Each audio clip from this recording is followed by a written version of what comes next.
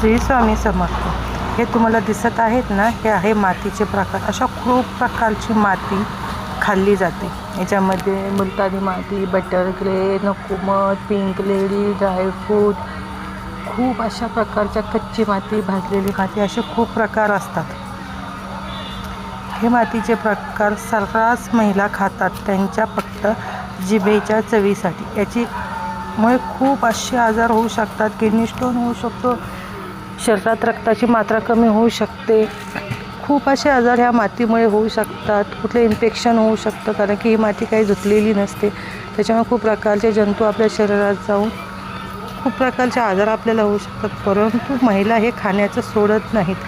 हे सोडा, महिला साधी शाळेतील मुलांची पेन्सिल खाण्याचंही सोडत नाही. हा कसला क्रेज आहे, ज्याने आजार पण बी वाढू शकतं आणि खायचे तर अन्न खाऊ शकता ना. अशा प्रकारच्या